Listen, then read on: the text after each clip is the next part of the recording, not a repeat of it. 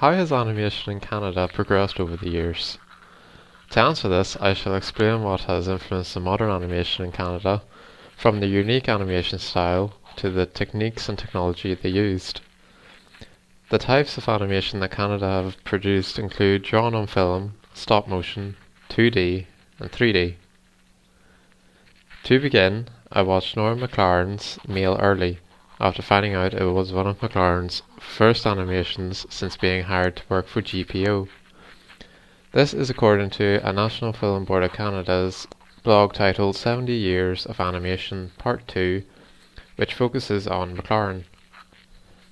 Mail Early, which was created in 1941, is an example of drawn-on-film animation, which was where the animator would draw directly onto a piece of film reel in order to portray character motion. In Mail Early in particular, this gives some interesting visuals of live-action film footage, such as the text at the start of the piece and the clouds a little later on in the film. Maclaren later created Neighbours in 1952, which would be his most popular animation. It featured stop-motion animation opposed to the before used drawn-on-film animation. The stop-motion helped to give the characters a lot more life and help with the visual storytelling, as the characters could show more emotions. There is no dialogue exchanged in this piece, which helps to move the story along quickly, without having to drag out needless conversations explaining why the characters performed an action. In 1983, the company Nelvana released its first fully animated feature film, which was Rock and Rule. The film was animated in 2D, however it was a cinematic failure. This was not due to the animation, however, as it was actually very far ahead of its time due to the animation used and visual effects shown. However, the film revolved around drug use and adult scenes, therefore could only be viewed by an adult audience. The film is now seen as a cult classic and has an audience. However, this was not the case at the time and near led the company to bankruptcy. The Nutjob was a film released in 2014 by Toonbox Animation Company. This film focused on using 3D animation, which is becoming increasingly popular in the modern age. According to Joe Williams of the newspaper St. Louis Post-Dispatch, the burnished backgrounds are pleasant to look at, but finding something to savour in the story is a tough nut to crack, which basically implies the backgrounds are very well polished, but the plot is lacking somewhat. And according to Jordan Hoffman's review, the cartoon is stuffed full of exhausting visual mayhem. Some jokes will land, but most kids over 10 will roll their eyes. These films all use different mediums for their animation, which show the progress in animation technology over around 60 years. This is because technology and funding are getting better for the animation studios. The drawn-on film animation used by Maclaren was very cheap, as he used discarded or cut film footage from the General Post Office he worked at to make his animations. He did this as he didn't have a massive funding behind him, but he then joined the National Film Board of Canada and got the budget to make Neighbours. Nelvana used 2D software as it was fairly prominent at the time, with the likes of Disney releasing their movies. The modern day film The Nutjob used 3D animation because, like before, it's the trend of the time, following the likes of Pixar and Disney in branching out into 3D animation software. These animations have helped Canada's industry in different ways, such as Maclaren's Neighbours short getting him an Oscar and a Canadian Film Award, and has gained worldwide fame, being one of the most well-recognised stop-motion films made. Nelvana has become a much stronger company now after the failure of Rock and Rule, as they went on to create children's cartoons and went on to work with the companies like Funimation and Cartoon Network. The film The Nutjob was a success for Canadian animation, as despite having a fairly large budget, it still brought in a decent profit at the box office, which helped to fund the movie's sequel in 2017, which again brought in some profit for the company. The study of animation in Canada comes from two main colleges, the Sheridan College and the Vancouver Arts College.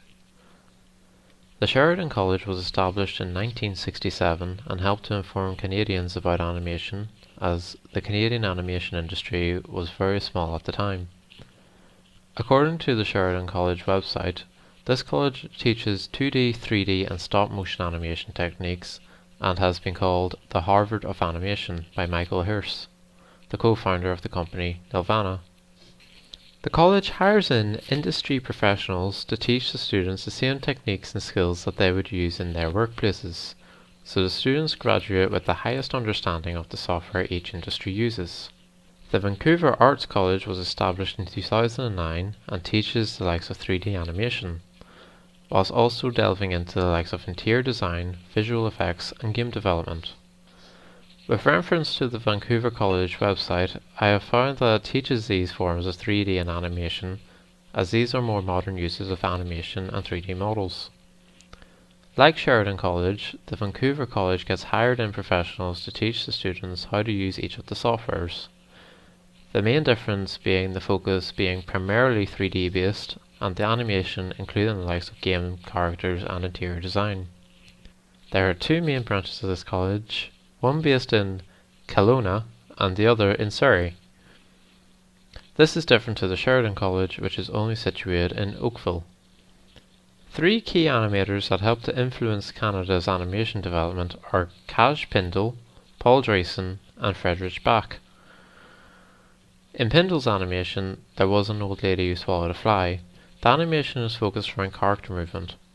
There are no backgrounds active throughout the short, as it would distract from what's happening on screen. The narration is going through the song of There Was an Old Lady Who Swallowed the Fly, while on screen the animals she swallowed are interacting with one another in comical ways. There is great use of the 12 principles of animation in this short, such as squash and stretch and framing. This helps to really elaborate the character movements on screen, which provides the humour of the animation. Pindel is now a lecturer at Sheridan College and has been passing down his knowledge to Canadian animators since 1977. In Dryson's animation, Killing Off an Egg, the animation focuses a bit more on the plot of the short. I think that the plot influences the character and set design more than the Old Lady Who Swallowed a Fly animation. This is because the story is being shown more than just character movements. The character's design makes him appear almost liquid-like, and his colour scheme makes him look like the yolk of an egg. This complements the plot well, as his white walls of the house match up to the idea that he is the yolk, and his house is the eggshell. In Friedrich Bach's animation, Crack, we see a lot more detail being put into the background. The plot is a lot more complex than the two previous animations. The plot followed a family heirloom as it progressed through history, so the background was telling more of the story than the characters, hence they are much more detailed than the characters shown in the animation. Each animator used a different method for animating each film, but used similar animation styles, focusing in the same animation medium of 2D, as it was more popular during the time period. Each film was credited for each unique concept it brought to the table, and the likes of the character movement used in There Was an Old Lady are still very popular, not just in Canadian animation. The detailed background shown in Crack have influenced Canada a lot in their animation styles, as mentioned earlier about the Nutjob. Overall, Canada's animation has come a long way from Norm Maclaren's drawn-on film animation, but there is a gradual progress in it. From the animation techniques of stop motion through to 2D and then on to 3D, there is approximately a 30-year period between each technique.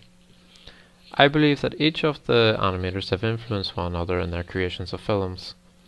In the 70s through to the 2000s, there was only one animation college at the time, so not a lot of animators were graduating, but those that did already had the skills. From the Vancouver Arts College appeared, more animators are being trained up by Canada, which means that more animated features can be made in less time, and more development in the industry can take place due to more people experimenting with the softwares available.